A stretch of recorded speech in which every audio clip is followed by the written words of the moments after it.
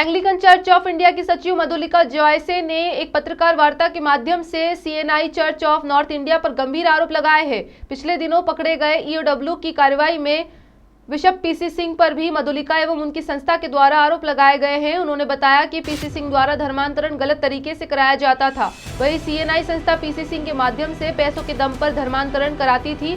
School और church की आड़ में सीएनआई संस्था के द्वारा धर्मांतरण का खेल किया जाता था। वही पीसी सिंह का पूरा सहयोग सीएनआई संस्था के द्वारा दिया जाता था। यह पूरा खेल पूरे देश में चलता था, जिसके कारण कई बार उनकी संस्था के द्वारा इनकी शिकायत की गई, पर किसी भी प्रकार की कार्रवाई नहीं हुई। गौरतलब है कि पीसी सिंह के यहाँ छापे में करोड़ों रुपए नकद एवं विदेशी करेंसी मिली थी। वही मधुलिका ने बताया कि 2013 में सुप्रीम कोर्ट ने सीएनआई संस्था को पूरी तरीके से अवैध घोषित कर दिया था। इस संस्था के हेड पीसी सिंह द्वारा आदिवासी बाहुल्य एवं गरीबों को पैसे के दम पर धर्मांतरण जबरन तरीके से कराया जाता था। वही सीएनआई के काले कारनामों की जानकारी सरकार तक भी पहुंचाई गई थी। वो बेचारे खत्म हो चुके हैं। अच्छा। उनकी अभी क्या हुआ ना, हार्ट अटैक आ गया उनको। अच्छा। वो हमारे पास्टर थे, करीब अभी 3-4 महीना हुआ है। उन्होंने कंप्लेन करी थी हीरा मसीह, पास्टर हीरा मसीह। तो वो चर्च ऑफ इंडिया के पास्टर थे, फिर उनने यहाँ कंप्लेन करी। उनकी कंप्लेन पे कार्रवाई हुई है इन पे। जी 13 में करी थी। धीरे धीरे वो उसके कागज भी हैं हमारे पास, आपको सब कागज दे दिए जाएंगे। मैं कह रहा हूँ कि कुछ प्रूफ है आपके पास जी, जो मीडिया के सामने रखना चाहते हैं। जी। तो ये सारी चीज़ें हम आपको एक बंच बना के अभी दे देंगे। आज मसीह समाज के द्वारा स्पेशली सीएनआई और हमारी मैडम जो बेंगलोर से आई हुई हैं मधुलिका जॉर्ज जी, हम उनके माध्यम से आज ये जो प्रेस कॉन्फ्रेंस हुई है, इसमें स्पेशली हम डिमांड करते हैं कि हम लोग बहुत ज़्यादा हर्ट हैं। हमारे देश के सर्वोच्च पद पर बैठे हुए मॉडरेटर पीसी सिंह के द्वारा जो इस समय ईडब्ल्यू की जांच चल रही, ईडी की जांच चल रही है, हम प्रधानमंत्री राष्ट्रपति से भी इस बात की डिमांड करते हैं कि जबलपुर में पीसी सिंह के खिलाफ सीबीआई इंक्वायरी बिठा लें और मिनिस्ट्री लेवल पर इसको ले जाएं और जल्द से जल्द इन्हें यहाँ के पद से उनको हटाया जाए और कोई ऐसा व्यक्ति इस पद पे बिठाला जाए जो संवैधानिक रूप से चला सके। मेरा नाम अरविंद कुमार एंड्रूज, मैं राष्ट्रीय अध्यक्ष राष्ट्रीय ईसाई महासंघ। नहीं, हम लोग ऐसा नहीं है। संजय भाई काफ़ी समय से लड़ रहे हैं इस चीज़ को लेकर के, जो चर्च मिशनरी के मेंबर हैं यहाँ पर। आप लोग लड़ रहे हैं, मैं क्योंकि दिल्ली बेंगलोर रहती हूँ और मैं मुकदमेबाजी भी सब जगह देखती हूँ, एडवोकेट भी हूँ। तो इन चीज़ों को देखने के लिए जबलपुर में आप लोग देख रहे हैं काफ़ी सालों से, तो हम लोग जो सुनी नहीं गई। कौन है जिन्होंने मतलब इन्होंने किसको कंप्लेन की है जो नहीं सुना? अपने पदाधिकारी पीसी सिंह, कभी नहीं सुना उन्होंने, कभी।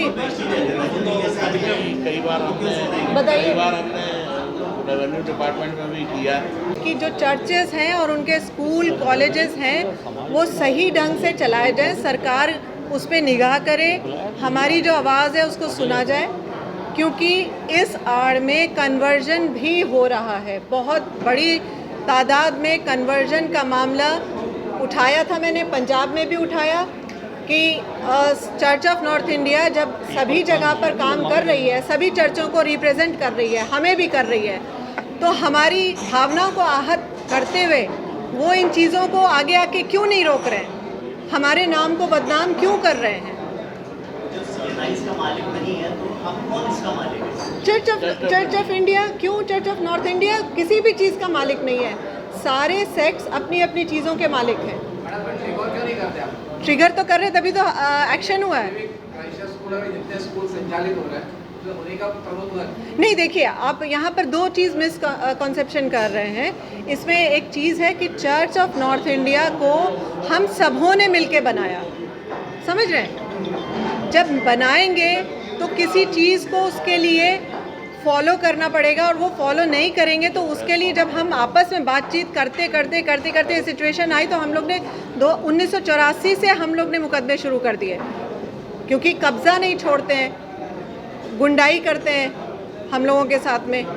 हमारे पादरियों के ऊपर हमले हुए हैं, उनके सामानों को बाहर उठा के फेंक दिया गया। ये तो हम वो चीज़ें बता रहे हैं जो और इसमें इन लोगों को 14-14 साल की सज़ाएं हुई हैं।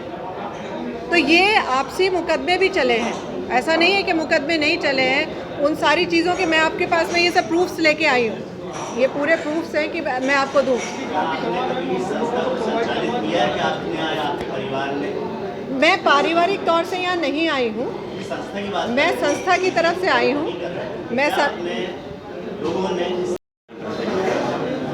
इस चीज़ के लिए जो हमारा अभी चर्च ऑफ नॉर्थ इंडिया के मॉडरेटर जो अभी गिरफ्तार हुए हैं करप्शन के मुद्दे पर, उसकी निंदा करती हूँ।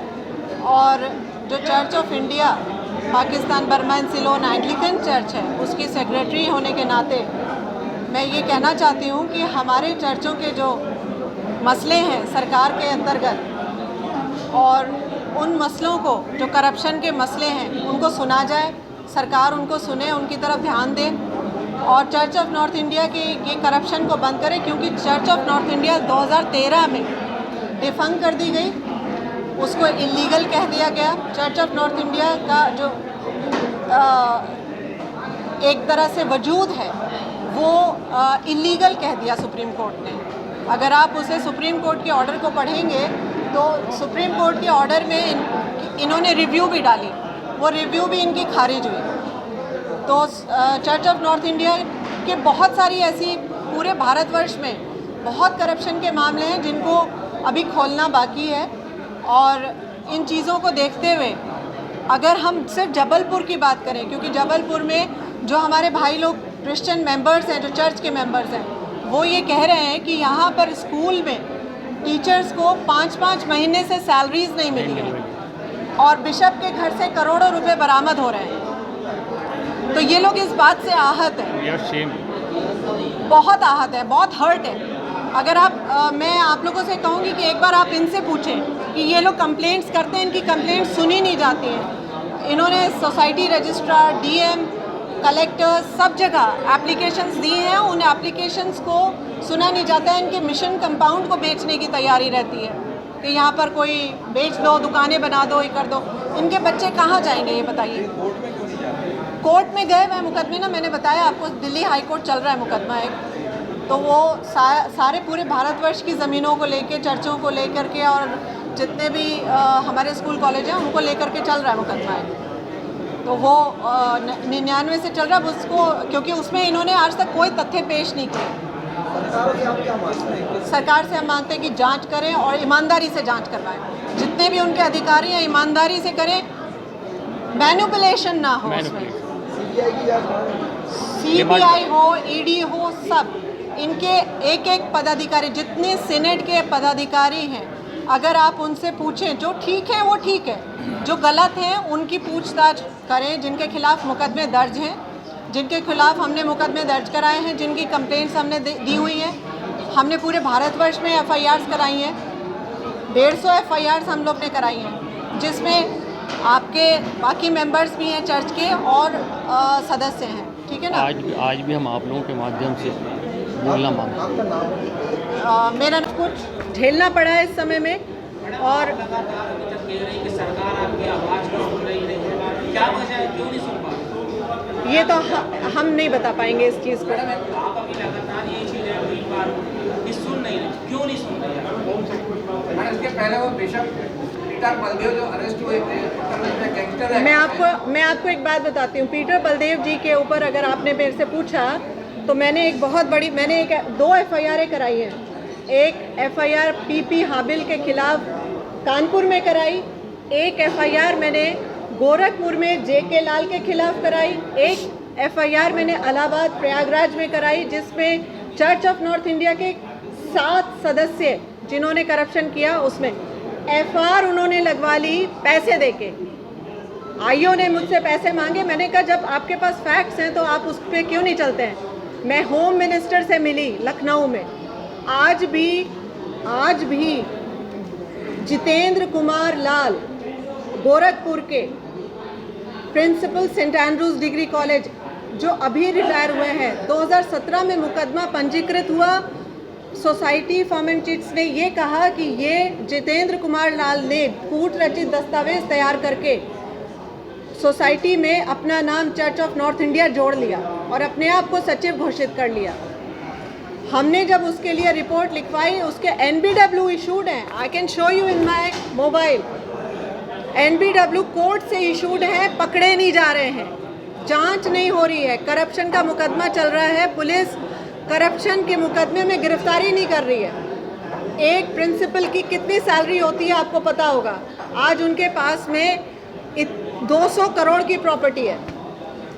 जबलपुर से आशीष बात्रे की रिपोर्ट।